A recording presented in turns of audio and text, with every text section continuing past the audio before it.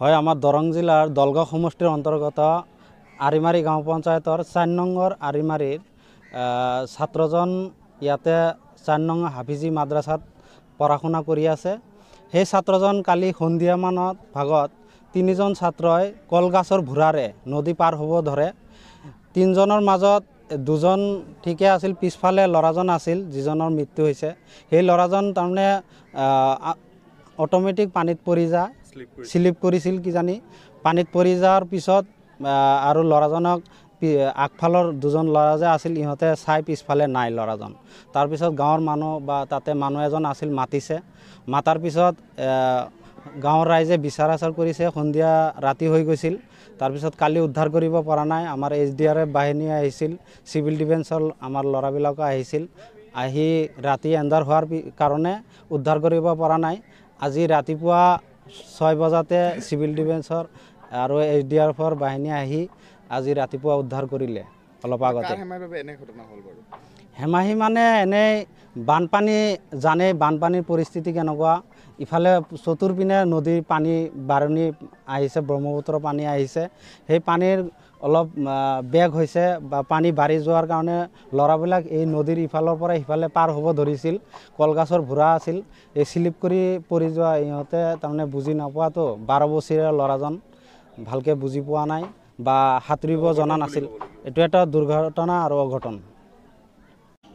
এইটো আমাৰ দলগাঁও সমষ্টিৰ অন্তৰ্গত 4 নম্বৰ আৰিমাৰী গাঁও পঞ্চায়তৰ মানে হাফিজিয়া মাদ্ৰাছাৰ মানে 3গৰাকী ছাত্ৰ মানে নদী পাৰ হ'ব বিচাৰিছিল।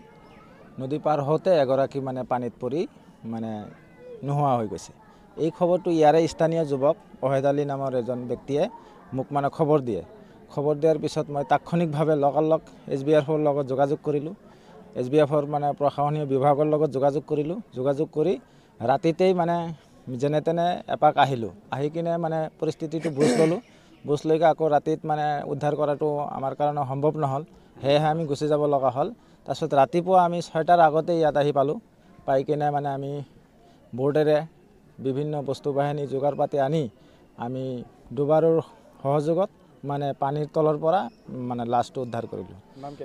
ল'ৰাজনৰ নাম হ'ল ফাৰুক আলী, তেওঁৰ দেউতাকৰ নাম হ'ল এছাক আলী আৰু ল'ৰাজনৰ বয়স হ'ব প্ৰায় 14 বছৰমান হ'ব। আৰু মানে এতিয়া তেওঁৰ অৰিজিনেল ঘৰটো হ'ল মৰিগাঁও জিলাত। তাৰপিছত ইয়াতে বালুগাঁও বজাৰৰ ওচৰতেই মানে এইটো মানে খেতাচৰ বুলি কয়।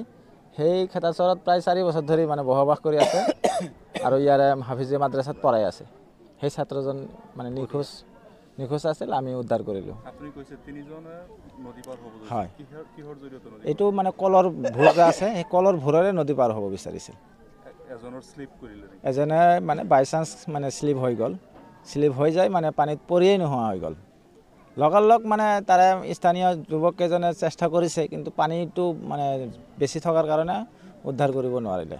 সেয়েহে আমাৰ সহযোগত মানে আমি আজি ৰাতিপুৱা উদ্ধাৰ কৰিলোঁ।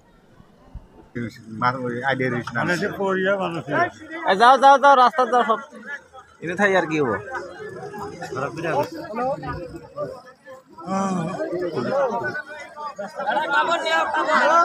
কাফৰ